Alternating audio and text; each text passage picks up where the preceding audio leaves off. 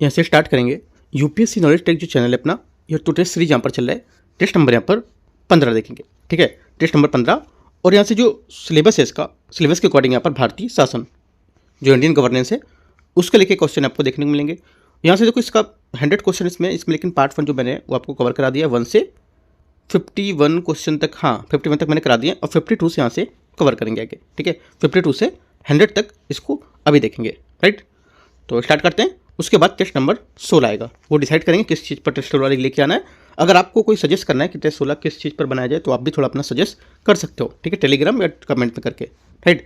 तो आज इवनिंग तक आप सजेस्ट करोगे तो मैं कोशिश करूँगा कि टेस्ट जो 16 रहेगा आपके लोगों के अकॉर्डिंग बनाने का। ज़्यादा जो अगर बोलेंगे कि वही सब्जेक्ट रखा जाए, वरना मैं अपने अकॉर्डिंग देखूंगा फिर, ठीक है। तो आते हैं यहाँ से देखते हैं। देखो अभी यहाँ पर मैं एक करंट अफेयर्स का पेपर लेके आने वाला हूँ जो द हिंदू तो मैं करा ही रहा हूँ करंट अफेयर्स का। जितनी मैगजीन है, जैसे कि यहाँ पर डाउन टू अर्थ है, ठीक है, योजना है, कुरुक्षेत्र है, ठीक है, और यहाँ पर साइंस प्रगति की मैगजीन आती है। इन सब पूरी मैगजीन को मिला के कम से कम 1 से 2 पेपर आपको बनाएंगे, 200 क्वेश्चन, ठीक है। वो भी जो प्रीलिम्स में क्वेश्चन आ सकते हैं उनको लेकर के, क्योंकि वो सब मेंस के लिए होते हैं, ठीक है। उस छांट के जो प्रीलिम्स को क्वेश्चन आ सकते हैं उसको लेकर क्वेश्चन बनाए जाएंगे, राइट। तो वो भी आपको देखने को मिलेगी कुछ टाइम में ही। तो स्टार्ट करते हैं, आते हैं क्वेश्चन नंबर 52 से देखते हैं। 52 नंबर क्वेश्चन है, इसमें बोला है केंद्रीय औसत मानक नियंत्रण संगठन के संबंध में विचार करना है।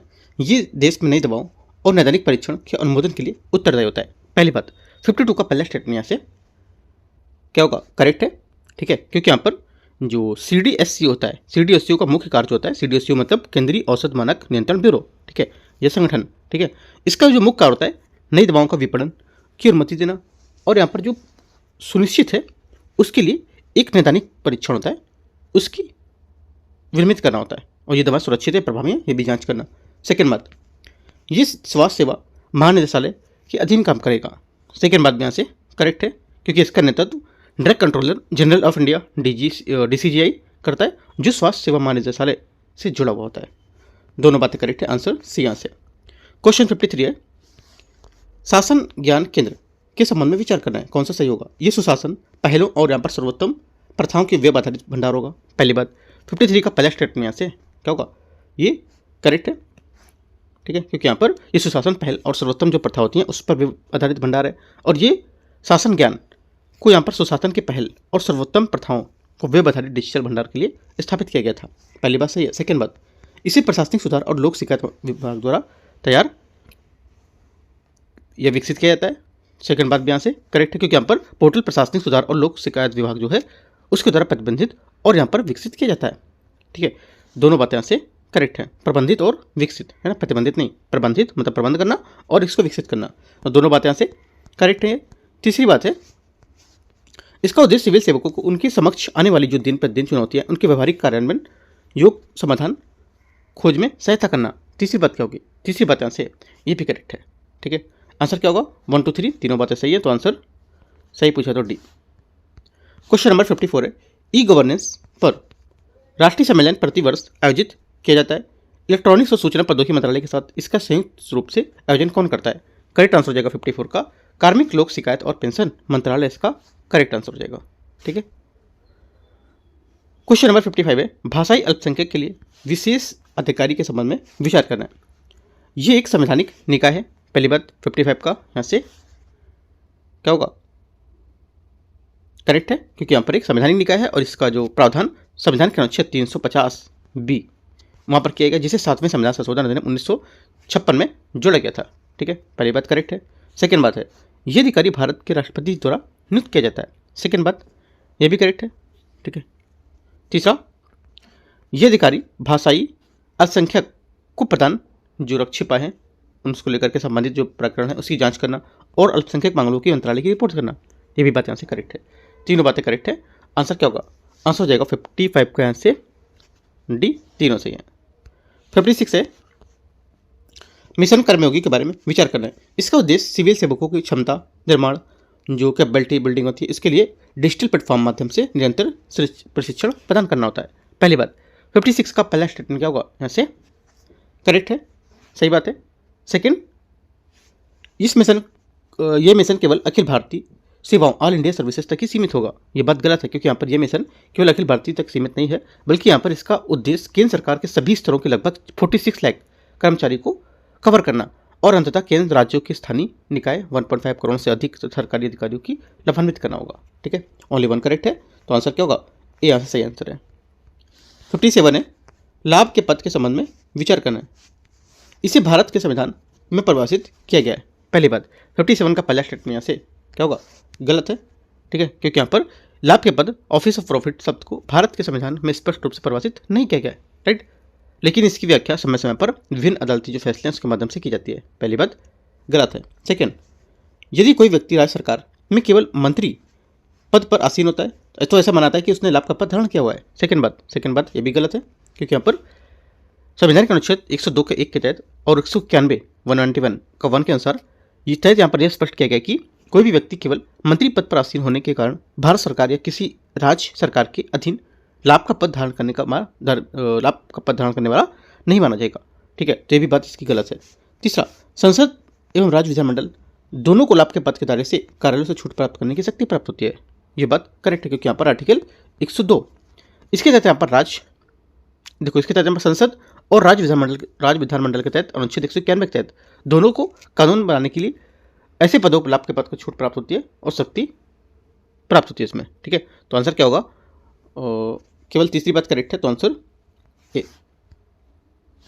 क्वेश्चन नंबर 58 है, निम्नलिखित कथनों पर बताना है कौन सा कथन भारत की डिजिटल इंडिया योजना के लक्ष्य होते हैं। भारत सरकार की डिजिटल इंडिया योजना के लक्ष्य में से कौन से हैं? करेक्ट आंसर हो जाएगा 58 का। एक तो देश में इलेक्ट्रॉनिक्स निर्माण का प्रोत्साहन प्रदान करना इसमें, ठीक है, और डिजिटल सेवा प्रदान करना और नागरिकों को डिजिटल सशक्तिकरण का उद्देश्य देना, जिससे यहाँ पर सभी शामिल होंगे, और देश में मोबाइल कनेक्टिविटी उपलब्ध कराना भी बात यहाँ से करेक्ट है, जिसका उद्देश्य ग्रामीण क्षेत्रों में नेटवर्क पहुंच सुनिश्चित हो सके, ठीक है, और सुविधा प्राप्त हो सके। तीसरा बोले IT क्षेत्र में रोजगार के अवसरों को लाभ उठाने के लिए छोटे शहरों गाँव के युवाओं को आवश्यक प्रशिक्षण प्रदान करना। तीसरी बात भी यहाँ से करेक्ट होगा, जैसे क्या होगा इनमें जो इसके तहत यहाँ पर डिजिटल कौशल प्रशिक्षण रोजगार कौशल प्रदान करेगा, जो काफ़ी हेल्प होगी इसमें। ठीक है, तीनों बातें करेक्ट है। आंसर क्या होगा? आंसर हो जाएगा 58 का 1 2 3 सी। 59, राष्ट्रीय हरित न्यायाधिकरण NGT के बारे में विचार करना है। ये पर्यावरण संरक्षण अधिनियम 1986 के अंतर्गत स्थापित किया गया था। पहली बात 59 का पहला गलत है, क्योंकि यहाँ पर NGT जो है ये राष्ट्रीय हरित न्यायाधिकरण की स्थापना पर्यावरण अधिनियम 1986 के अंतर्गत नहीं किया गया, बल्कि यहाँ पर राष्ट्रीय हरित न्यायाधिकरण अधिनियम 2010 के यहाँ पर तहत किया गया था और एक विशेष सांविधिक निकाय है। ठीक है, पहली बात गलत हो गई। एक बात यहाँ पर इंपॉर्टेंट है कि देखो NGT जब 2010 में बना था, ठीक है, उसके 10 साल बाद 2020 में UPSC ने क्वेश्चन पूछा हुआ था NGT पे, ठीक है, और काफ़ी डीप पे जाके क्वेश्चन पूछा था। आप देखोगे पेपर प्रीवियस ईयर उठाओ तो वहाँ पे मिलेगा। और उसी टाइम पे उसके बाद UPPCS ने भी क्वेश्चन पूछा था। नहीं, पहले UPPCS ने पूछा था, UPPCS पेपर था शायद अक्टूबर या नवंबर में, ऐसा कुछ था, और उसके बाद UPSC ने पूछा था, ऐसा कुछ था। बट दोनों ने पेपर 2020 में क्वेश्चन पूछा हुआ है NGT का। क्यों क्या पूछे? देखो, पूछने का कारण था क्योंकि यहाँ पर इसका 10 साल पूरा हो गया था NGT का। ठीक है, 10 साल पूरा हुआ तो वहाँ पर क्वेश्चन बनता था, और यहाँ पर क्या है, अभी यहाँ पर 15 साल पूरा हो रहा है। जैसे 10 में बना, ठीक है, 15 10 25, तो 15 साल इसका पूरा, और इस वजह से इंपॉर्टेंट है क्वेश्चन यहाँ से NGT से फिर से बन सकता है। तो डीप में जाके एक चीज़ इसके NGT की आपको पढ़नी है, जो मैंने आपको बताया, ठीक है, लेकिन और भी बात है इसकी कवर करनी है आपको। ठीक है, आप टॉपिक लिख लो NGT। और एक बात, आपको नीति आयोग भी पढ़ना है। नीति आयोग भी बहुत इंपॉर्टेंट है, क्योंकि इसका जो 2015 बना था और इसका 10 साल पूरा हो रहा है, तो क्वेश्चन यहाँ से 100% बनने की उम्मीद है। 10 साल पूरा होने पर NGT से क्वेश्चन पूछा था और नीति आयोग से भी क्वेश्चन पूछेगा। ठीक है, तो याद रखना है। आते हैं दूसरे स्टेटमेंट में, ये आवेदनों या अपीलों के दाखिल करने होने के 6 महीने के भीतर अंतिम रूप से निपटान करना सुनिश्चित करता है। सेकेंड बात यहाँ से करेक्ट है अभी। तीसरा, क्योंकि यहाँ पर यह अपीलों का दाखिल होने के 6 महीने के भीतर अंतिम निपटान किया जा सकता है। तीसरा, केंद्रीय अधिकारियों की पीठ संविधान पीठ नई दिल्ली में। तीसरी बात यहाँ से करेक्ट है, क्योंकि यहाँ पर ये इसकी प्रधान पीठ है नई दिल्ली में स्थित है, और इसमें अन्य जो पीठ हैं जैसे भोपाल, पुणे, कोलकाता और चेन्नई में भी है। ठीक है, तो आंसर क्या होगा? 2 और 3 करेक्ट है। 59 का आंसर सी। क्वेश्चन 60 है, एक राष्ट्र एक चुनाव के संबंध में विचार करना है। इसका उद्देश्य लोकसभा और राज्य विधानसभाओं के चुनाव के साथ साथ प्रशासनिक लागत को कम करना होता है। पहली बात यहाँ से करेक्ट है, ठीक है। और लगने वाली बार बार आचार संहिता है उससे कारण भी होने वाली शासन संबंधी रुकावटों को कम करता है, ठीक है। तो यहाँ से ये बात सही हो जाएगी। सेकेंड, इस प्रस्ताव को लागू करने के लिए संविधान संशोधन की आवश्यकता नहीं होगी, ये बात गलत है, क्योंकि देखो इस प्रस्ताव को लागू करने के लिए भारतीय संविधान के कई अनुच्छेद, जैसे कि आप 83 संसद की जो सदन की अवधि होती है वो, ठीक है, और आर्टिकल 172 जिसमें यहाँ पर राज्य विधानसभाओं की अवधि होती है, और आर्टिकल 85 जो सत्र सत्रावसान को विघटन होता है, और आर्टिकल 174 जो यहाँ पर राज्य विधानमंडल के सत्र का सत्रावसान विघटन, ये सब यहाँ पर संशोधन करने की आवश्यकता होगी इनमें। तो पहली बात सही है, दूसरी बात गलत है। आंसर ओनली वन करेक्ट है, सही पूछा है तो। 61 है, राज्य निर्वाचन आयुक्त के पद के संबंध में विचार करना है। पहली बात देखते हैं इसको, उसे संबंधित राज्य के राज्यपाल द्वारा नियुक्त किया जाता है। पहली बात क्या होगी, 61 का पहला स्टेटमेंट यहाँ से करेक्ट है, सही है, क्योंकि यहाँ पर उसे संबंधित राज्य के राज्यपाल द्वारा नियुक्त किया जाता है, और इसकी क्योंकि यहाँ पर यह राज्य निर्वाचन आयुक्त की नियुक्ति संबंधित राज्य के राज्यपाल द्वारा की जाती है आर्टिकल 243 के।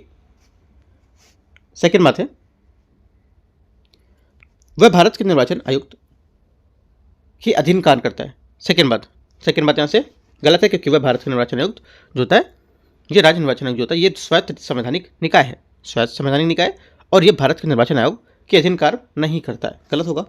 सेकेंड, उसे संसद की अनुशंसाओं के आधार पर राष्ट्रपति द्वारा हटाया जा सकता है, ये बात करेक्ट है, ठीक है, क्योंकि यहाँ पर जो राज्य निर्वाचन आयुक्त है इसको उसी रीति रिवाज से हटाया जा सकता है जिस रीति रिवाज से उच्च न्यायालय के न्यायाधीश से उसको हटाया जाता है, जो कि राष्ट्रपति संसद की सिफारिश पर होता है। तो 13 करेक्ट है, आंसर यहाँ से बी सही आंसर है। 62 नंबर 62 नंबर क्वेश्चन है, राष्ट्रीय मानवाधिकार आयोग के अध्यक्ष और सदस्यों की नियुक्ति और संस्था हेतु उत्तरदायी समिति के सदस्यों पर विचार करना है, कौन शामिल होता है। पहला बोला है लोकसभा अध्यक्ष, करेक्ट है। दूसरा, राज्यसभा का सभापति नहीं होता है, केंद्रीय गृह मंत्री होता है, और राज्यसभा में विपक्ष का नेता। आंसर क्या होगा, 1, 3, 4, करेक्ट आंसर बी।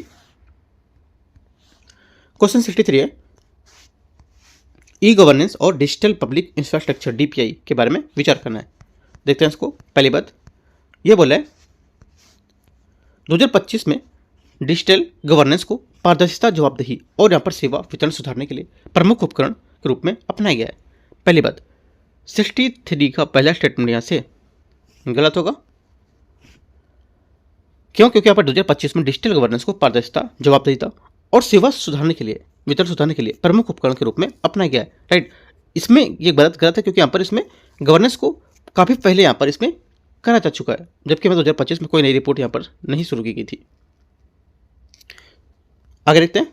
सेकेंड बात है, डिजिटल पब्लिक इंफ्रास्ट्रक्चर का उपयोग केवल वित्तीय समावेशन तक ही सीमित होगा, ये भी बात यहाँ से गलत है, क्योंकि यहाँ पर डीपीआई जो है इसका उपयोग केवल वित्तीय समावेशन तक सीमित नहीं, बल्कि यहाँ पर इसमें शिक्षा, कल्याण, लाभ, विधिक सेवाएं और अन्य सरकारी सेवाएं यहाँ पर शामिल होती है। तो ये बात केवल वित्तीय तक सीमित नहीं है, दोनों बातें गलत है, आंसर डी कोई सही नहीं है।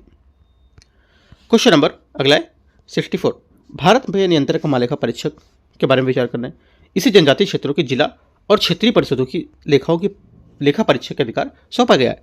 पहली बात 64 का पहला स्टेटमेंट यहाँ से करेक्ट है। सेकेंड, औचित्य लेखा परीक्षा करना कैग के विवेकाधीन होगा। सेकेंड बात यहाँ से करेक्ट है, क्योंकि यहाँ पर औचित्य लेखा परीक्षा करना कैग के विवेकाधीन होगा, और कैग को औचित्य यहाँ पर जो प्रायोरिटी होती है वो लेखा परीक्षा करने का अधिकार अपने विवेक से होती है, स्वयं विवेक से कर सकता है। दोनों बातें करेक्ट है, आंसर 64 का सी बात इसकी सही है। 65 है, शासन गवर्नेंस के क्षेत्र में विचार करना है। प्रिंसिपल एजेंट प्रॉब्लम पद का अर्थ क्या होगा, देखते हैं। देखो, प्रिंसिपल एजेंट प्रॉब्लम शब्द का अर्थ होता है कि यहाँ पर ये तब उत्पन्न होते हैं जब एक पक्ष प्रिंसिपल मतलब किसी अन्य पक्ष एजेंट जो होता है उसकी अपनी ओर से कार्य करने के लिए, निर्णय लेने के लिए नियुक्त करता है, और एजेंट अपने स्वयं के हित को लेकर कार्य करता है, जो प्रिंसिपल सर्वोत्तम हित को विपरीत होता है इसके, ठीक है। आंसर क्या होगा, 65 का बी यहाँ से करेक्ट आंसर हो जाएगा। 66 है, इलेक्ट्रॉनिक रूप से प्रसिद्ध डाक मत प्रणाली जो है इसके बारे में विचार करना है। इसे भारत निर्वाचन आयोग और जो राष्ट्रीय सूचना विज्ञान केंद्र है उसके द्वारा संयुक्त रूप से विकसित किया गया था। पहली बात 66 का पहला स्टेटमेंट यहाँ से करेक्ट है।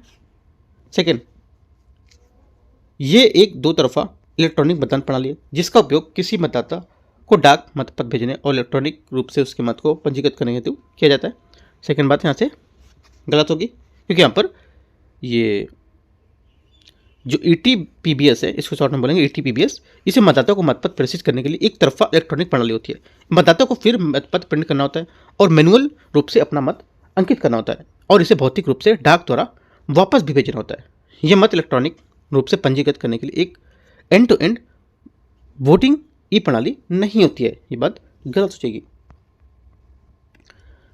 पहली बात सही। तीसरा, इसका उपयोग केवल उन मतदाताओं द्वारा किया जा सकता है जो अपने निर्वाचन क्षेत्र से बाहर निवास करते हैं। ये बात करेक्ट है। जैसे कि सशक्त सेवा बल, ठीक है, विदेशों में सरकारी जो अधिकारी हैं वो, ठीक है, उनके लिए डिजाइन की गई, जो अक्सर अपने निर्दिष्ट निर्वाचन क्षेत्र से बाहर तैनात होते हैं। 1 और 3 करेक्ट है। आंसर यहाँ से 66 का बी। 67 है, यूपीएससी के संबंध में विचार करना है।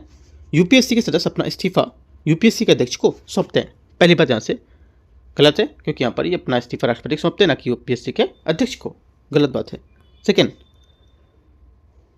यूपीएससी के किसी सदस्य को उसके पद से हटाने पूर्व राष्ट्रपति सदैव उच्चतम न्यायालय से परामर्श लेना चाहिए। सेकेंड बात यहाँ से गलत है, क्योंकि राष्ट्रपति कुछ आधारों पर दिवालियापन या कार्यालय से बाहर सवेतन रोजगार होता है, उसके संलग्न होने पर सर्वोच्च न्यायालय की जांच के बिना एक सदस्य या अध्यक्ष को हटा सकता है। दुर्व्यवहार के आधार पर हटाने के लिए राष्ट्रपति को मानने के लिए सर्वोच्च न्यायालय के पास भेजना आवश्यक होता है। ठीक है, कथन में सदैव का आगे इस वजह से यहाँ पर जो सभी आधारों पर उसके लिए सच नहीं मान्यता है, तो ये बात गलत हो जाएगा। ठीक है, सरकार के लिए सिविल सेवाओं की भर्ती के तरीके होते हैं, उसके संबंधित मामले यूपीएससी से परामर्श करना अनिवार्य नहीं होता है। तीसरी बात गलत है, क्योंकि यहाँ पर सिविल सेवाओं की भर्ती तरीके संबंधित मामले पर यूपीएससी से परामर्श करना आमतौर पर अनिवार्य बाध्यकारी माना जाता है। ठीक है, आंसर क्या होगा? तीनों बातें तो गलत हैं इसकी। सही नहीं पूछा, मतलब गलत कौन सा पूछा, तो डी यहाँ से गलत है। 68 है, प्रधानमंत्री राष्ट्रीय राहत कोष के संबंध में विचार करना है। इन्हें पाकिस्तान से विस्थापित लोगों की सहायता करने हेतु भारत के प्रथम प्रधानमंत्री द्वारा स्थापित किया गया था। पहली बात। 68 का पहला स्टेटमेंट क्या होगा? ऐसे गलत है। प्रधानमंत्री राहत कोष की स्थापना विभाजन के समय पाकिस्तान से विस्थापित लोगों की यहाँ पर सहायता के लिए यहाँ पर भारत के पहले प्रधानमंत्री द्वारा 1948 में की गई थी। सेकेंड बात है, इसके अंतर्गत व्यक्तियों के संस्थान केवल एक स्वैच्छिक दान को ही स्वीकार किया जाता था। सेकेंड बात करेक्ट है। तीसरा, इस कोष से व्यय प्रधानमंत्री के विवेक के अनुसार किया जाता है। तीसरी बात भी करेक्ट है। ठीक है, क्योंकि यहाँ पर में अपने विवेक से काम करते थे और मानव निर्मित आपदाओं से प्रभावित लोगों को तत्काल राहत प्रदान करने के साथ साथ चिकित्सा उपचार के लिए भी करते थे। तो एक गलत है, 2 और 3 सही है। आंसर यहाँ से बी। 69 है, भारत में आदर्श आचार संहिता के बारे में विचार करना है। कौन सा सही होगा?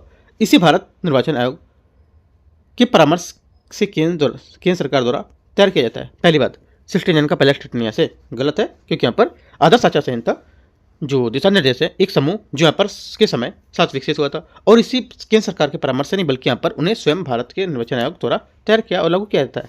पहली बात गलत हो गई। सेकेंड, इसके उल्लंघन पर जनप्रतिनिधि अधिनियम 1951 के तहत दंड आरोपित किया जा सकता है। सेकेंड बात करेक्ट है, क्योंकि यहाँ पर ये एमसीसी जो है अपने आप में कानूनी रूप से लागू करने का दस्तावेज नहीं है। इसे ईसीआई के उल्लंघन के लिए, ईसीआई मतलब इलेक्शन कमीशन ऑफ इंडिया, ठीक है, उससे उल्लंघन के लिए अनुशासनात्मक कार्रवाई कर सकता है, जिसमें यहाँ पर जनप्रतिनिधि अधिनियम 1951 के तहत कार्रवाई भी शामिल होगी। सही बात है। तीसरा, उपचुनाव के दौरान यह संहिता संपूर्ण जिले या उससे निर्वाचन क्षेत्र में या उस निर्वाचन क्षेत्र में अंतर्गत आने वाले जिलों में लागू होती है। तीसरी बात सही है। आंसर 2 और 3 सही है, तो सी। 70 नंबर है, विकास प्रशासन में लोगों की सहभागिता के माध्यम से निम्नलिखित में से किन्हें बढ़ावा मिलेगा? पहला तो स्थानीय जो संसाधन है उसका प्रभावी उपयोग, सरकारी व्यय में कमी, तृणमूल स्तर पर लोकतंत्र का सुदृढ़ीकरण। तो इनमें से कौन सा होगा? करेक्ट आंसर हो जाएगा 70 का सभी क्या है यहाँ से? सभी यहाँ पर विकास प्रशासन में लोगों की भागीदारी प्रभाव को समावेश की शासन की नींव रखी है। ठीक है, इसके कई लाभ हो सकते हैं। इनके अलावा भी जैसे कि यहाँ पर जो स्थानीय जो यहाँ पर संसाधन है उनके प्रभावी उपयोग को लेकर के, ठीक है, सरकार में व्यय की कमी को लेकर के, और यहाँ पर स्थानीय समुदाय की अपनी समस्याओं को हल करने की क्षमता को बढ़ाने के लेकर के भी हो सकता है। तो तीनों बातें यहाँ से इसकी करेक्ट है। आंसर क्या होगा? 70 का डी यहाँ से सही आंसर है, सही पूछा तो। क्वेश्चन नंबर 71 है, भारत में सहकारी समिति के संबंध में विचार करना है। पहला, किसी सहकारी समिति के निदेशक मंडल बोर्ड ऑफ डायरेक्टर्स में SC/ST के लिए एक सीट तथा महिलाओं के लिए 2 सीट आरक्षित करने का सीटों का प्रावधान करना अनिवार्य होगा। पहली बात 70 का पहला स्टेटमेंट 71 का पहला स्टेटमेंट यहाँ से करेक्ट है। सेकेंड है सहकारी समिति चुनाव राज्य निर्वाचन आयोग द्वारा आयोजित किया जाता है। सेकेंड बात यहाँ से ये भी करेक्ट क्योंकि सहकारी समितियों के चुनाव राज्य विधानमंडल द्वारा बनाए गए प्रावधानों के अनुसार राज्य निर्वाचन आयोग या राज्य सहकारी चुनाव प्राधिकरण द्वारा आयोजित किया जाता है। तो दोनों बातें करेक्ट है। आंसर 71 का सी। 72 है निम्नलिखित में से कौन से प्रावधान जनप्रतिनिधि अधिनियम 1951 के तहत वर्णित किए गए हैं। आंसर हो जाएगा 72 का करेक्ट आंसर केवल 2। प्रत्याशी के तौर पर चुनाव लड़ने के लिए उस व्यक्ति की मतदाता में पंजीकृत होना अनिवार्य होगा। ये बात इसकी सही है। ठीक है, पहली बात गलत है क्योंकि यहाँ पर यह बोला किसी भी प्रत्याशी को एक ही समय में 2 से अधिक निर्वाचन क्षेत्र में चुनाव लड़ने की अनुमति प्रदान करता है, गलत है। तीसरा जेल में निरुद्ध व्यक्ति भी चुनाव में मतदान कर सकता है, गलत है क्योंकि यहाँ पर अधिनियम की धारा 62 का 5 है, उसके अनुसार जेल में निरुद्ध व्यक्ति को चाहे वह सजा व्याप्ता या पुलिस हिरासत में हो तो भी मतदान नहीं कर सकता है। ठीक है, तो ओनली 2 करेक्ट है, आंसर बी। 73 नंबर है, आपसे भी ऐसे भी क्वेश्चन पूछ सकता है 72 को, आपको ये सब बातें दे देगा, तीनों बातें बोल देगा किस नियम की बात कर रहा है ना, जनप्रतिनिधि अधिनियम 1951 की बात कर रहा है ना, ये बोल देगा कुछ और भी यहाँ पर समझा देगा आपको बातें कि इसमें से कौन सा है जो इसकी बातें को ये सेटिस्फाई कर रहा है ना। आते हैं क्वेश्चन नंबर 73 को, देखते हैं। हाल ही में सुर्खियों में रहे ई गवर्नमेंट डेवलपमेंट इंडेक्स के बारे में विचार करना है। ये एक समग्र सूचक है जो ये प्रदर्शित करता है कि ये एक राष्ट्र अपने लोगों की पहुंच और समावेशन को बढ़ावा देने में सूचना प्रौद्योगिकी का उपयोग किस प्रकार करता है। ठीक है, पहला 73 का पहली बात यहाँ से करेक्ट है क्योंकि यहाँ पर ई गवर्नेंस जो डेवलपमेंट इंडेक्स है उसके बारे में करेक्ट है। सेकेंड बात है ये United Nations department of economic and social affair जो होता है उसके द्वारा द्विवार्षिक रूप से प्रकाशित होता है। ये बात सही है, 2 वर्ष में आपसे बोल देगा ये वार्षिक रूप से प्रकाशन किया जाता है, तो बात गलत हो जाएगी, लेकिन यहाँ पर बात सही है। ये दोनों बातें इसकी करेक्ट है। आंसर क्या होगा सी। कहाँ से गलत कर सकता है, यहाँ से द्विवार्षिक से गलत कर सकता है क्वेश्चन आपको घुमाने के लिए, और ये बोलेगा कि ये एक ऐसे बोल सकता है ऊपर स्टेटमेंट में पहले वाले में घुमा सकता है कि यहाँ पर ये एक समग्र सूचक है जो ये प्रदर्शित करता है कि राष्ट्र अपने लोगों की पहुंच समावेशन को बढ़ावा देने में सूचना प्रौद्योगिकी,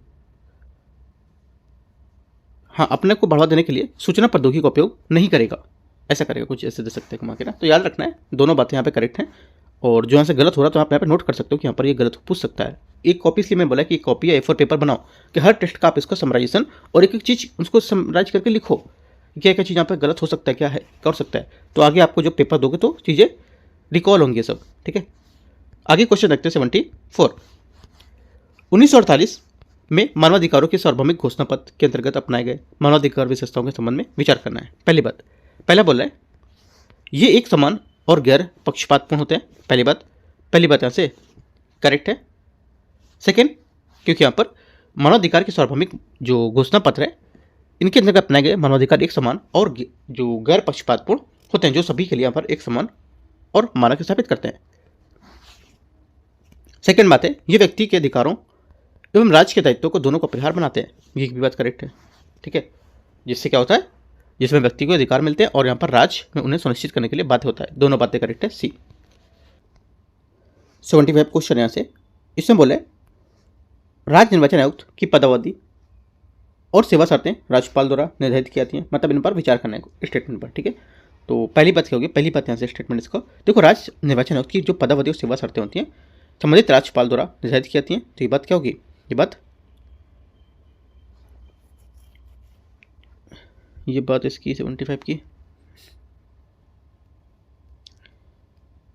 चलो देखते हैं आगे। और दूसरा है राज्य स्तर पर मुख्य निर्वाचन अधिकारी की नियुक्ति राज्यपाल द्वारा की जाती है, ये बात इसकी गलत है क्योंकि यहाँ पर राज्य स्तर पर मुख्य निर्वाचन जो अधिकारी होते हैं उसकी नियुक्ति राज्य की सरकार के परामर्श से भारत निर्वाचन आयोग द्वारा की जाती है, ना कि राज्यपाल द्वारा, ये बात गलत हो जाएगा। तीसरा जिला स्तर पर रिटर्निंग जो अधिकारी होता है ऑफिसर होता है उसकी नियुक्ति भारत निर्वाचन आयोग द्वारा की जाएगी, ये बात करेक्ट है क्योंकि यहाँ पर जिला निर्वाचन क्षेत्र पर रिटर्निंग अधिकारी की नियुक्ति राज्य सरकार के परामर्श से भारत के निर्वाचन आयोग द्वारा की जाती है। ठीक है, ये बात करेक्ट है। और तीसरा सही है, दूसरा गलत हो गया था। पहला क्या होगा, पहली बात यहाँ से इसकी ये राज्य निर्वाचन आयुक्त की पदावधि एवं सेवा शर्तें राज्यपाल द्वारा निर्धारित की, ये बात गलत है ना, राज्यपाल द्वारा निर्धारित नहीं की जाएगी। राइट, तो आंसर क्या होगा? गलत पूछा है तो 1 और 2 यहाँ से स्टेटमेंट इसका गलत होगा। ठीक है, आगे आते हैं क्वेश्चन 76 नंबर। निम्नलिखित में से कौन सी संस्था, ये संस्थाएं गृह मंत्रालय के अंतर्गत आती है, मिनिस्ट्री ऑफ होम अफेयर के अंतर्गत आएंगी? करेक्ट आंसर हो जाएगा 76 का। एक तो पहला नारकोटिक्स कंट्रोल ब्यूरो, ये बात यहाँ से करेक्ट है क्योंकि यहाँ पर ये गृह मंत्रालय के अधीन एक खुफिया और कानून प्रवर्तन एजेंसी होगी। ठीक है, सेकेंड बात, रिसर्च एंड एनालिटिक्स या एनालिसिस विंग रॉ जो होती है ये होती है कैबिनेट सचिवालय का एक विंग ग्रुप में काम करेगी, ना कि एमएचए के अंतर्गत। भारतीय तटरक्षक इंडियन कोस्ट गार्ड, जो इंडियन कोस्ट गार्ड होती है ये एमएचए के अधीन नहीं होती है, ये समुद्री सशस्त्र बल है, उस रक्षा मंत्रालय के अधीन काम करेगी। तीसरा हो गया। चौथा, भारतीय कंप्यूटर आपातकालीन प्रतिक्रिया team, Indian computer emergency response team, CERT जिसको बोलते हैं इन, तो ये जो होगी ये काम करती है किसके अंतर्गत? इलेक्ट्रॉनिक और सूचना प्रौद्योगिकी मंत्रालय के तहत, ना कि एमएचए। ओनली वन करेक्ट है, एक यहाँ से आंसर है सी। 77 नंबर क्वेश्चन है, बेटी बचाओ बेटी पढ़ाओ अभियान के अंतर्गत सुकन्या समृद्धि योजना नामक एक योजना के अंतर्गत संबंध विचार करना है। इस योजना के अंतर्गत 1000 रुपये की न्यूनतम राशि और 1.5 लाख के यहाँ पर अधिकतम राशि के साथ बैंक खाता खोला सकता है। पहली बात यहाँ से क्या होगी? पहली बात यहाँ से जो रहेगी ये गलत है क्योंकि यहाँ पर न्यूनतम जो राशि है 1000 नहीं होगी, कितनी होगी? 250 रुपये होगी। ठीक है, और अधिकतम राशि यहाँ पर कितनी होगी? वो 1000 होगी। ठीक है, मतलब अधिकतम राशि यहाँ पर 1.5 लाख सही दे रखा है, जो कहने का मतलब है इस योजना के अंतर्गत जो न्यूनतम राशि है ये तो 250 होगी, और जो न्यूनतम राशि और यहाँ पर 1.5 लाख की अधिकतम राशि के साथ बैंक खाता खोला सकता है। हाँ, 1.5 लाख रुपये अधिकतम यहाँ पर, ये बात सही है। ठीक है, तो ये बात पहली बात इसकी गलत हो जाएगी क्योंकि यहाँ पर जो पहले बात बोला है 1000 वाली वो गलत होगी, वहाँ पर 250 होना चाहिए, 250। इसके अंतर्गत बालिका की शिशु की यहाँ पर आयु 18 वर्ष होने से पूर्व, इसके अंतर्गत बालिका शिशु की 18 वर्ष आयु होने से पूर्व खाते से धन निकालने की अनुमति नहीं होती है। ये बात ये भी गलत है क्योंकि यहाँ पर खाते से बालिका की जो 18 वर्ष से आयु प्रदान प्राप्त करने के बाद आंशिक निकासी की अनुमति है, लेकिन यहाँ पर खाता बंद करने और पूरी तरह से राशि निकालने की अनुमति होती है। 21 वर्ष की जो परिपक्वता अवधि या 18 वर्ष की आयु के बाद भी शादी से समय, इसलिए 18 वर्ष के जो पूर्व है उसमें खाते निकालने की अनुमति नहीं होती है। ये कथन तकनीकी रूप से यहाँ पर गलत है क्योंकि यहाँ पर आंशिक निकासी संभव होती है इसमें। ठीक है, तीसरी बात है, SC ST के जो अल्पसंख्यक समुदाय हैं उसको चयनित छात्राएं होती है उसमें छात्रवृत्ति प्रदान करती है। तीसरी बात यहाँ से गलत है क्योंकि यहाँ पर ये योजना एक बचत योजना है, इसमें यहाँ पर SC ST अल्पसंख्यक को यहाँ पर छात्रवृत्ति प्रदान करने की कोई प्रावधान नहीं है। तीनों बातें यहाँ से गलत है। आंसर क्या होगा? यहाँ पे देखो सेकंड वाली बात इसकी सही होनी चाहिए। ठीक है, आंसर अनुमति यहाँ पर वैसे नहीं होती क्योंकि 18 से पहले आप नहीं निकाल सकते हो, तो एक सिर्फ यहाँ पर दूसरा स्टेटमेंट करेक्ट होना चाहिए। राइट, तो जो हमारा स्टेटमेंट होगा सही, सी यहाँ से सही आंसर। एक बार यहाँ पर क्रॉस चेक कर लोगे क्वेश्चन को क्योंकि यहाँ पर जो सेकंड स्टेटमेंट वो सही होना चाहिए और तीसरा और पहला गलत है यहाँ से। ठीक है, तो यहाँ पे क्या आंसर होगा? सी यहाँ से करेक्ट आंसर है। क्वेश्चन नंबर 78 है, बार काउंसिल ऑफ इंडिया जो BCI है उसके बारे में विचार करना है। यह अधिवक्ता अधिनियम 1961 के तहत एक गठित सांविधिक निकाय है। पहली बात, 78 का पहला स्टेटमेंट क्या होगा? यहाँ से ये 78 का पहला स्टेटमेंट आपका आंसर हो जाएगा पहला करेक्ट है। दूसरा, ये न्यायाधीशों और अधिवक्ताओं के लिए पेशेवर आचरण से संबंधित मानदंडों को निर्धारित करता है। सेकंड बात भी करेक्ट है। तीसरा, ये विधिक शिक्षा के लिए यहाँ पर मानदंड को निर्धारित करने के लिए साथ यहाँ पर विश्वविद्यालय को भी मान्यता प्रदान करता है। तीसरी बात भी करेक्ट है। तीनों बातें यहाँ से क्या करेक्ट है? BCI के बारे में आंसर क्या होगा? 78 का डी करेक्ट है। 79 है, ई शासन पहल और यहाँ पर मंत्रालय दे रखा है, देखते हैं इसको। राष्ट्रीय ई शासन, राष्ट्रीय ई विधान आवेदन जो होता है ये संसदीय कार्य मंत्रालय। पहली बात क्या होगी? पहली बात यहाँ से करेक्ट है। Second, unified mobile application for new age governance, ये सांख्यिकी कार्यक्रम मंत्रालय के तहत होगी। ये भी बात क्या है? ये बात इसकी गलत हो जाएगी क्योंकि यहाँ पर unified mobile application for new age governance Umang जिसको बोलते हैं ये इलेक्ट्रॉनिक और सूचना प्रौद्योगिकी मंत्रालय द्वारा विकसित किए गए थे, ना कि सांख्यिकी और कार्यक्रम मंत्रालय। गलत हो जाएगा। लीगल इंफॉर्मेशन मैनेजमेंट एंड यहाँ पर ब्रीफिंग सिस्टम स्वास्थ्य एवं परिवार कल्याण मंत्रालय। तीसरी बात यहाँ से करेक्ट है। 1 और 3 सही है तो 2 बातें यहाँ से करेक्ट हो जाएंगी, तो सी यहाँ से सही आंसर है। क्वेश्चन नंबर 80 नंबर है, निम्नलिखित में से कौन से भारत में स्थानीय शासन की प्रभावकारिता में सुधार करने के हेतु आवश्यक होगा? आंसर हो जाएगा 80 का 80 का करेक्ट आंसर। एक तो जो सहायकता होती है सिद्धांत के अनुसरण करना, ठीक है, पहली बात यहाँ से सही होगी, जिससे यहाँ पर जो निचले स्तर पर किए गए जो कार्य होते हैं उसमें उच्च स्तर से तुलना में अधिक कुशल होना चाहिए, ठीक है, और यहाँ पर ये विकेंद्रीकरण स्थानीय स्वशासन की कुंजी होती है। सेकेंड बात है कार्यों की उचित निरूपण होना चाहिए इसमें, ठीक है, जिससे कि यहाँ पर क्या होगा स्थानीय निकाय को स्पष्ट रूप से परिभाषित किया जा सके और उचित प्रभाव कार्य सुनिश्चित किया जा सके। तीसरी बात लोकतांत्रिक विकेंद्रीकरण करना, ठीक है, तीसरी बात भी यहाँ से करेक्ट है। सभी यहाँ से क्या होगा करेक्ट हो जाएगा आंसर डी, यहाँ से डी नहीं ए यहाँ से करेक्ट है, ठीक है। क्वेश्चन नंबर 81 है सूचना का अधिकार अधिनियम 2005 की धारा 8 के अंतर्गत निम्नलिखित में से किस संबंध में छूट प्रदान की गई है। देखते हैं इसमें, देखो यहाँ पर स्टेटमेंट दे रखे हैं, इसमें से किस संबंध में छूट प्रदान की गई। पहला बोला है सरकारी गोपनीयता अधिनियम 1923 के अंतर्गत आने वाले सभी दस्तावेज, पहली बात यहाँ से करेक्ट है। सेकेंड राष्ट्रीय सुरक्षा और संप्रभुता संबंधित जानकारी होती है, ये भी यहाँ से क्या होगी करेक्ट होगी, जिससे यहाँ पर भारत की संप्रभुता और अखंडता राष्ट्रीय सुरक्षा और रणनीतिक हित या विदेशी राज्य के साथ यहाँ पर संबंध प्रतिकूल प्रभावित होंगे उसे प्रकट नहीं कह सकता, तो ये बात करेक्ट है। तीसरा होगा विश्वास के पद नाते किसी व्यक्ति के पास उपलब्ध जानकारी, ये भी बात करेक्ट है। और चौथा ऐसी सूचना जो किसी व्यक्ति को निश्चित क्षेत्र में हस्तक्षेप कर सकती है। तो चारों बातें क्या है यहाँ पर इसके अंतर्गत शामिल होगी। तो जो सूचना का अधिकार अधिनियम 2005 इसकी धारा 8 के तहत में छूट प्राप्त है, तो आंसर क्या हो जाएगा करेक्ट आंसर 81 का डी, मतलब सभी यहाँ से सही है। पूछा क्या सही पूछा है, हाँ सही पूछा तो डी यहाँ से सही होगा। क्वेश्चन 82 है जिला विकास समन्वय और निगरानी समिति दिशा के संबंध में विचार करना है। समिति का प्राथमिक उद्देश्य केंद्रीय योजनाओं का समय पर कार्यान्वयन सुनिश्चित करना होता है, पहली बात क्या होगी, पहली बात यहाँ से 81 का करेक्ट है। दूसरा जिला कलेक्टर दिशा सदस्य सचिव होता है, सेकेंड बात क्या होगी, सेकेंड बात यहाँ से गलत है, क्योंकि यहाँ पर जो जिला कलेक्टर उपायुक्त जो होते हैं ये आमतौर पर दिशा समिति के सदस्य होते हैं, सदस्य सचिव होते हैं, ना कि अध्यक्ष, ठीक है।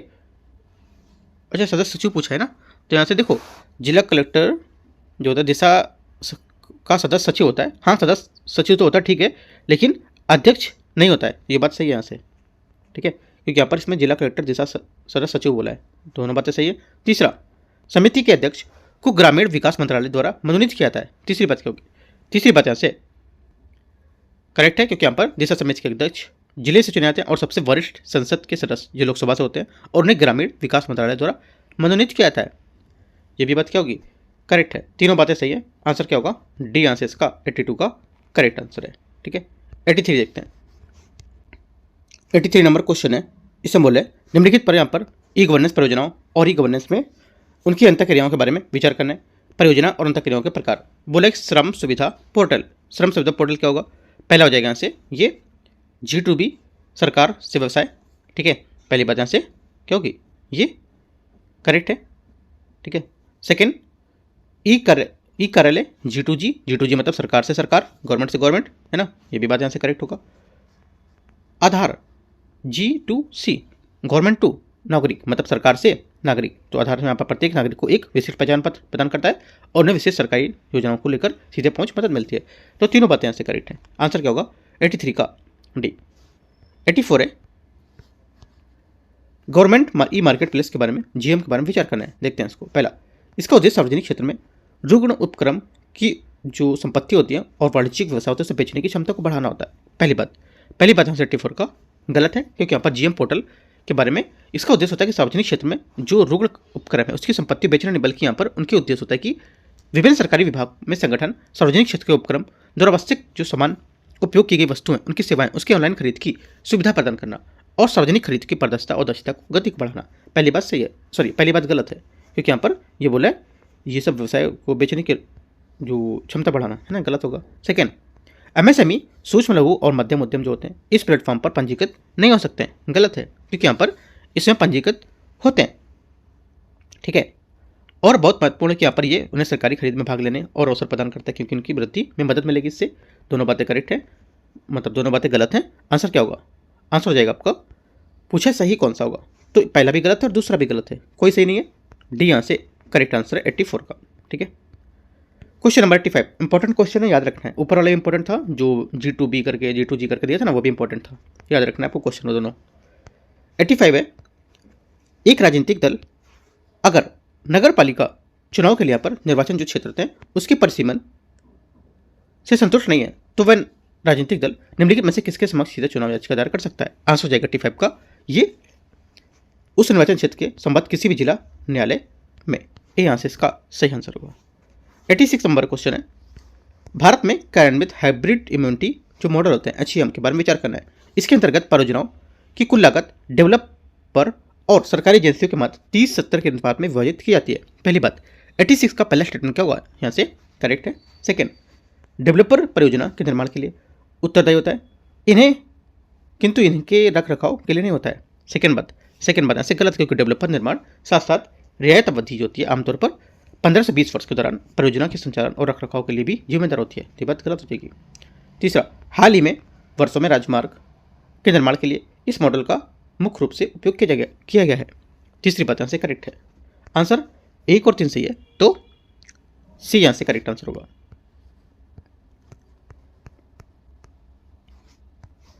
क्वेश्चन नंबर 87 है, हाल ही में भारत ने निम्नलिखित में से किस अफ्रीकी देश की एक सामाजिक सुरक्षा योजना गिरिंग का प्रोग्राम योगदान दिया है। आंसर हो जाएगा 87 का करेक्ट आंसर सी, रवांडा। ठीक है, क्योंकि यहाँ पर जो इस कार्यक्रम का उद्देश्य गरीबी परिवारों को डेयरी गायें प्रदान करके बाल कुपोषण दर की वृद्धि उसको कम करना और ग्रामीण आजीविका को बेहतर बनाना। 88 नंबर क्वेश्चन है, 88 नंबर, वित्त आयोग के संबंध में निम्नलिखित में से कौन सा कथन सही पूछा है। ठीक है, कौन सा कथन सही है। राष्ट्रपति आयोग के अध्यक्ष और सदस्यों की अर्हताओं को निर्धारित करता है। पहली बात, 88 का पहला स्टेटमेंट यहाँ से क्या होगा, ये गलत है, क्योंकि यहाँ पर आयोग के अध्यक्ष और सदस्यों की अर्हताओं का निर्धारण राष्ट्रपति नहीं बल्कि यहाँ पर संसद द्वारा कानून के माध्यम से की जाती है। ठीक है, गलत हो गया। सेकंड, इसका गठन राष्ट्रपति द्वारा प्रत्येक 3 वर्षों में किया जाता है। सेकंड बात यहाँ से ये भी गलत है, क्योंकि यहाँ पर इसका गठन राष्ट्रपति द्वारा प्रत्येक 5 वर्ष में किया था, ना कि 3 वर्ष में। दोनों बातें गलत है, सही पूछा है तो डी। 89, ई क्रांति के संबंध में विचार करना है।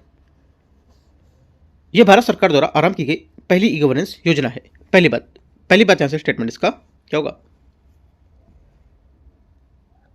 ये गलत है, क्योंकि भारत सरकार द्वारा आरंभ की गई पहली ई गवर्नेंस योजना नहीं है, बल्कि राष्ट्रीय ई गवर्नेंस योजना NEGP जैसे पहले भी शुरू की जा चुकी है।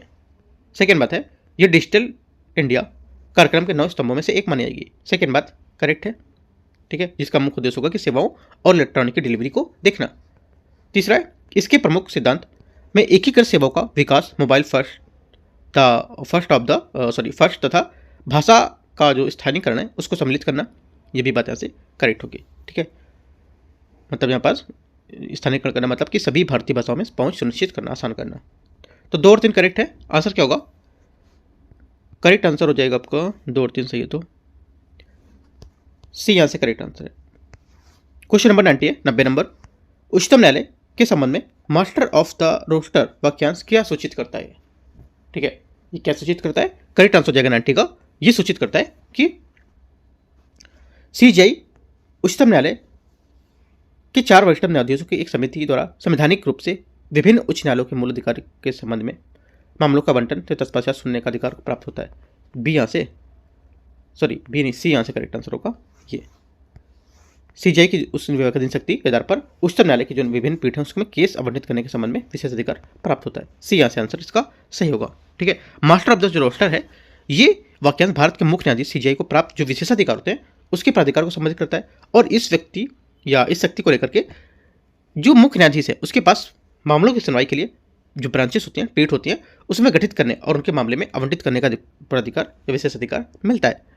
मुख्य न्यायाधीश ही यहाँ पर जो न्यायपालिका होती है उसके प्रशासनिक पक्ष का नेतृत्व करता है, और जिससे यहाँ पर न्यायाधीशों का समक्ष मामलों का आवंटन भी शामिल होता है। तो ये सब बातें आपको याद रखना है। सी यहाँ से इसका करेक्ट आंसर है। देखो यार, सी से मतलब नहीं है, सी स्टेटमेंट के यहाँ सही आप पढ़ लिया हो गया। जो मैंने बातें बताई ना वो बात आपको पता होना चाहिए। क्वेश्चन जरूरी नहीं कि आपसे पूछेगा, और कोई भी क्वेश्चन आज तक UPSC ने सेम कॉपी करके नहीं पूछा है। ठीक है, याद रखना है। आते हैं क्वेश्चन नंबर 91 में, भारतीय विमानपत्तन प्राधिकरण के बारे में विचार करना है। ये एक सामाजिक निकाय है जो भारत में अंतर्राष्ट्रीय एवं घरेलू विमानपत्तन के डिजाइन और विकास दोनों के लिए उत्तरदायी होगा।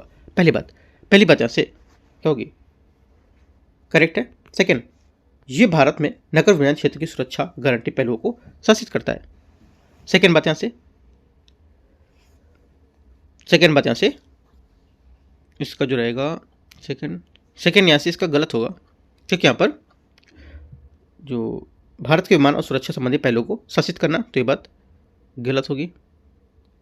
ठीक है, क्योंकि यहाँ पर जो भारत में नगर विमानन और सुरक्षा के जो मुख्य रूप से अन्य निकाय जैसे कि नगर विमानन सुरक्षा ब्यूरो और नगर विमानन महानिदेशालय इस सभी से शासित करते हैं। तीसरी बात है, ये भारत में वायु यातायात के टैरिफ को निर्धारित करता है। तीसरी बात यहाँ से गलत है, क्योंकि यहाँ पर AAI मतलब भारतीय विमानन जो प्राधिकरण है, इसके बुनियादी और ढांचे को प्रबंधन और विकास करता है, लेकिन यहाँ पर हवाई अड्डे पर टैरिफ शुल्क होता है। ये एक अलग आर्थिक नियामक विकास जो होता है भारतीय विमानन आर्थिक जो नियामक प्राधिकरण द्वारा निर्धारित किया जाते हैं। जो AI टैरिफ है ये निर्धारित नहीं करता है, तो गलत हो गया। ओनली 1 यहाँ से करेक्ट है, इसका आंसर 1। क्वेश्चन नंबर 92 है स्वयं सहायता समूह, मतलब बोलते हैं सेल्फ हेल्प ग्रुप के बारे में विचार करना है। ये निर्धन लोगों के स्वैच्छिक संघ है जो अपने सदस्यों के मध्य अल्प बचत को बढ़ावा देते हैं। पहली बात यहाँ से करेक्ट है। सेकेंड, प्रत्येक सेल्फ हेल्प ग्रुप जो होते हैं ये कम से कम एक महिला सदस्य का होना अनिवार्य होता है इसमें। सेकेंड बात यहाँ से क्या होगी इसकी, सेकेंड बात यहाँ से इसकी जो रहेगी ये गलत होगी। ठीक है, क्यों? ये इसलिए गलत है क्योंकि यहाँ पर सेल्फ हेल्प जो ग्रुप होते हैं ये आमतौर पर या तो केवल पुरुषों या केवल महिलाओं के होते हैं। मिश्रित समूह आमतौर पर इसमें पसंद नहीं किए जाते हैं। जो महिला समूह अक्सर बेहतर प्रदर्शन करते हैं। ठीक है, लेकिन यहाँ पर किसी सेल्फ हेल्प ग्रुप में महिला का सदस्य होना अनिवार्य नहीं है। समूह सजातीय होते हैं। सजातीय मतलब अगर एक है तो एक ही जैसे रहेंगे, है ना। तो यहाँ पे बात गलत हो जाएगी। इंपॉर्टेंट पॉइंट है, याद रखना है वाला। तीसरा, प्रत्येक सेल्फ हेल्प ग्रुप का संबंधित राज्य सहकारी समिति अधिनियम के तहत यहाँ पर पंजीकरण अनिवार्य होता है। तीसरी बात क्या होगी? तीसरी बात यहाँ से ये भी गलत है। ठीक है, तीसरी बात गलत होगी। क्यों? क्योंकि यहाँ पर सेल्फ हेल्प ग्रुप जो होता है ये अनौपचारिक समूह होता है और किसी भी सोसाइटी अधिनियम, राज्य सहकारी अधिनियम या साझेदारी फर्म के तहत उसे पंजीकरण करना अनिवार्य नहीं होता है। ठीक है, तो यहाँ से क्या होगा? तीसरी बात भी गलत हो जाएगी। आंसर क्या होगा? आंसर हो जाएगा आपका यहाँ से ओनली 1 करेक्ट है, तो ए यहाँ से इसका सही आंसर है। ठीक है, आगे देखते हैं।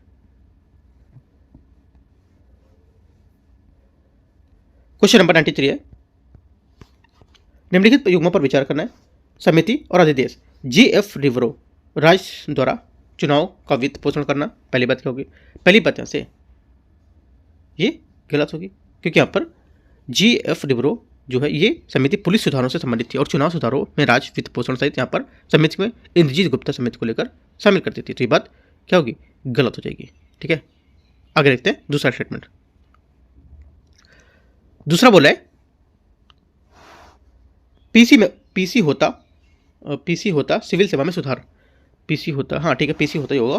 पीसी होता है सिविल सेवा में सुधार। तो ये बात क्या है? करेक्ट है, क्योंकि यहाँ पर पीसी होता PCHOT है। ठीक है, होता या होता जो भी बोलोगे आप वो। तो पीसी जो होता है ये समिति सिविल सेवा में सुधार से संबंधित थी। बात सही है। तीसरा, VS मलिमत आपराधिक न्याय सुधार को लेकर के, ये भी बात क्या होगी? करेक्ट है।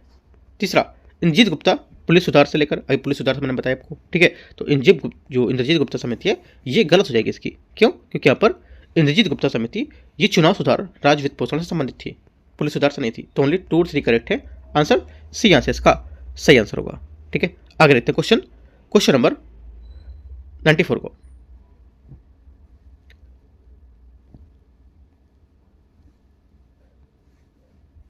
है,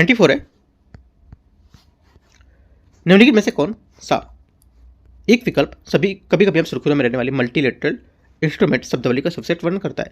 आंसर हो जाएगा 94 का करेक्ट आंसर। ये आधार और क्षण, ये लाभ स्थानांतरण की जो रोकने के लेकर G20 की स्थायी उपाय होगा, है ना। ये यहाँ से इसका सही आंसर है। राइट, आगे आते हैं क्वेश्चन 95 में। केंद्रीय भूमि जल बोर्ड के बारे में विचार करना है। यह पर्यावरण, वन और जलवायु परिवर्तन मंत्रालय के अंतर्गत एक सर्वोच्च एजेंसी होगी। पहली बात यहाँ से गलत है क्योंकि यहाँ पर केंद्रीय भूमि भूजल जो बोर्ड है एक जल शक्ति मंत्रालय और जल संसाधन और नदी विकास और गंगा संरक्षण विभाग के तहत यहाँ पर प्रमुख वैज्ञानिक संगठन है, न कि पर्यावरण और जलवायु परिवर्तन मंत्रालय के तहत। गलत हो गया। ये देश के भूजल के विकास और प्रबंधन के विनियमन के क्षेत्र को नियंत्रित करता है। पहली बात सही होगी, दूसरी बात भी, पहली बात गलत है, दूसरी बात सही है। ठीक है। तीसरा, इन बोर्ड का गठन जल प्रदूषण और निवारक जो नियंत्रण है अधिनियम 1974 के तहत किया जाता है, ये किया गया है। तीसरी बात करेक्ट है। आंसर क्या होगा? 2 और 3 सही है, तो डी। क्वेश्चन नंबर अगला है 96। भारत की शासन संरचना के लिए नैतिक दिक्सूचक मोरल कंपास निम्नलिखित में से किसके द्वारा प्रदान की जाती है? आंसर हो जाएगा 96 का करेक्ट आंसर प्रस्तावना, सी यहाँ से करेक्ट आंसर। भारत की प्रस्तावना जो प्रेम्बल होता है, इसमें भारत की शासन संरचना के लिए एक नैतिक दिक्सूचक मोरल कंपास जिसको बोलते हैं, उसके रूप में की जाती है। और ये संविधान के उद्देश्य और दर्शन को दर्शाती है, जिससे यहाँ पर न्याय और स्वतंत्रता समानता के बंधुत्व को आदर्श मानती है। 97 नंबर है, निम्नलिखित में से कौन सा कार्य पेट्रोलियम और प्राकृतिक गैस विनियामक बोर्ड द्वारा किया जाता है? पहला स्टेटमेंट यहां से, कच्चे तेल एवं प्राकृतिक गैस के उत्पादन को विनियमित करना। पहली बात यहां से गलत है, क्योंकि यहां पर ये पेट्रोलियम प्राकृतिक गैस विनियामक बोर्ड 2006 विशेष रूप से नियामक कार्य और कच्चे तेल को लेकर के उत्पादन से बाहर करता है, इसको गलत हो गया। सेकेंड, ये भारत पेट्रोलियम उत्पादों की कीमतों का निर्धारण करेगा। सेकेंड बात गलत है, क्योंकि यहाँ पर बोर्ड की कीमतों का निगरानी करना और प्रतिबंधात्मक व्यापार जो प्रथा होती है इसके खिलाफ सुधारात्मक उपाय करना, लेकिन यहाँ पर पेट्रोलियम उत्पादों की कीमतें निर्धारित नहीं करता है। ये संस्थाओं को उनके द्वारा निर्धारित अधिकतम खुदरा मूल्य कीमतों को प्रदर्शित करने की आवश्यकता होती है। तीसरी बात, ये पेट्रोलियम और जो पेट्रोलियम उत्पाद होते हैं उनके लिए प्रतिस्पर्धी बाजार युग्म सुगम बनाता है, जो प्रोत्साहित करता है इसको तथा उसे प्रोत्साहित भी करता है। तीसरी बात यहाँ से करेक्ट है। आंसर क्या होगा? ओनली तीसरा करेक्ट है, एक बात 3 वाली, बाकी सब गलत है। क्वेश्चन नंबर 98 है, राष्ट्रीय पिछड़ा वर्ग आयोग के संबंध में विचार करना। 123वां संविधान संशोधन विधेयक 2017 के संबंध में देखते हैं इसको। पहला, ये भारतीय संविधान के अनुच्छेद 338 के अंतर्गत राष्ट्रीय पिछड़ा वर्ग आयोग एनसीबीसी के संवैधानिक दर्जा प्रदान करेगा। पहली बात 98 का पहला स्टेटमेंट करेक्ट है। सेकेंड बात है, ये पिछड़े वर्गों के लिए सुरक्षा उपाय की निगरानी करने हेतु उनके अधिकारों को उल्लंघन संबंधी शिकायत की जांच करने के लिए उत्तरदायी होगा। सेकेंड बात, ये भी करेक्ट है। तीसरा, ये पिछड़े वर्गों की केंद्रीय सूची में किसी जाति के नाम को जोड़ने हटाने से भी उत्तरदायी होगा। ये बात गलत है, क्योंकि किसी समुदाय को जो वर्ग होते हैं पिछड़े वर्ग, उनकी केंद्रीय सूची में शामिल करने या बाहर करने की शक्ति आमतौर पर संसद में नहीं होती है, जो सिफारिशें प्राप्त करने के बाद राष्ट्रपति अधिसूचना द्वारा यहाँ पर शुरू की जाने वाली एक प्रक्रिया होती है, ना कि केवल एनसीबीसी द्वारा स्वयं। ओनली 1 2 करेक्ट है यहाँ से। आंसर 98 का ए करेक्ट है। 99, निम्नलिखित में से कौन से विनियामक ढांचे की आवश्यकता को प्रदर्शित करते हैं? आंसर हो जाएगा 99 का करेक्ट आंसर। एक तो बाजार विफलताओं को रोकथाम करना, प्रतिस्पर्धी जो विरोधी व्यवहार है उसके प्रतिबंध या उनका निवारण करना। ठीक है, दोनों बातें यहाँ पर सही है, क्योंकि यहाँ पर नियामक ये सुनिश्चित करते हैं कि यहाँ पर कंपनियां प्रतिस्पर्धा विरोधी प्रथाओं में शामिल ना हो और उचित खुली प्रतिस्पर्धा बनी रहे। दोनों बातें सही हैं। तीसरा, निष्पक्ष पहुंच और यहाँ पर गैर भेदभाव के माध्यम से सार्वजनिक हितों का संवर्धन करना। तीनों बातें यहाँ से करेक्ट हैं। ठीक है, आंसर क्या होगा? सभी 3 सही हैं, तो डी यहाँ से करेक्ट आंसर है 99 का। क्वेश्चन नंबर 100 और लास्ट क्वेश्चन होगा, देखते हैं इसको। अंतर्राष्ट्रीय व्यापार के संबंध में अर्ली हार्वेस्ट पैकेज के संबंध में विचार करना है। विश्व व्यापार संगठन के तहत कृषि समझौते एओए से संबंधित एक धारा क्लॉज को, ठीक है, या 2 व्यापार भागीदार को लेकर के व्यापार समझौते के लिए एक पूर्व आवश्यकता को, या कृषि व्यापार के लिए विकासशील जो देश होते हैं उसकी प्रदत्त एक सब्सिडी को, तो क्या होगा? आंसर जाएगा 100 का, जो 2 व्यापार भागीदार हैं उसको मुक्त व्यापार समझौते को लेकर के एक पूर्व आवश्यकता को यहाँ पर सही आंसर होगा, जो यहाँ पे अर्ली हार्वेस्ट पैकेज को सही बात बताता है। ठीक है, देखो भारतीय जो अंतर्राष्ट्रीय यहाँ पर संदर्भ में अर्ली हार्वेस्ट पैकेज एक मुक्त व्यापार संगठन जिसको बोलते हैं फ्री ट्रेड एग्रीमेंट की यहाँ पर औपचारिक वार्ता शुरू करने में पहले यहाँ पर 2 व्यापार भागीदार के मध्य के रूप में कुछ उत्पाद के लिए त्वरित टैरिफ कटौती या शुल्क उन्मूलन को संदर्भित करता है, और ये एक पूर्व आवश्यकता पर शुरुआती चरण होता है जिसका उद्देश्य कि विश्वास बनाना और व्यापार समझौते को लेकर के गति प्रदान करना। आंसर 100 का बी यहाँ से करेक्ट आंसर है। टेस्ट टाइप से यहाँ पर जो गवर्नेंस का पेपर था अपना, ठीक है, वो मैंने यहाँ पर कंप्लीट किया, और टेस्ट नंबर यहाँ पर कौन सा था? टेस्ट नंबर ये 15वां था। ठीक है, टेस्ट नंबर 15 हो गया। उसके बाद टेस्ट नंबर 16 स्टार्ट करेंगे। मैं आपसे सजेशन ले रहा हूँ कि टेस्ट 16 किस चीज़ पर स्टार्ट करना चाहिए, है ना? आप सब्जेक्ट सोच कर बताओ, या जो भी सब्जेक्ट बताओगे तो देखो ज़्यादा से ज़्यादा कमेंट करना इस चीज़ को लेकर कि किस चीज़ को पेपर बनाओ। ठीक है, सोच समझ के नहीं कि आप जो भी बनाया बोल दिया, राइट? सोचना है और यहाँ पर अपना भी मतलब कुछ थिंकिंग देखना कि क्या यहाँ पर पेपर कौन सा रखना चाहिए नेक्स्ट, तो उसके अकॉर्डिंग मैं आपका पेपर बनाऊंगा, और वो पेपर मार्केट में भी अवेलेबल होंगे। ठीक है, क्योंकि आप लोगों के अकॉर्डिंग यहाँ पर पेपर चल रहा है, राइट। जो टेस्ट बना रहा हूँ मैं, आप लोग जो बोलते हो वो सब्जेक्ट है, वो सब्जेक्ट मैं लेता हूँ, राइट। ज़्यादा से ज़्यादा अगर जो लोग बोलते हैं तो उसको लेकर के, ठीक है।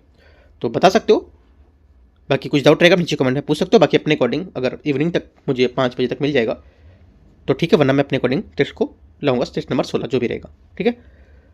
और टेलीग्राम में बस जुड़ना है, मैं कुछ टाइम में स्टार्ट करने वाला हूँ डेली टारगेट। वहाँ पर इंपॉर्टेंट चीज़ आपको देंगे, क्या क्या पढ़ना है, कुछ यहाँ पर नोट्स भी प्रोवाइड कराएंगे हम, ठीक है। वो भी आपको यहाँ से कवर करते रहना है।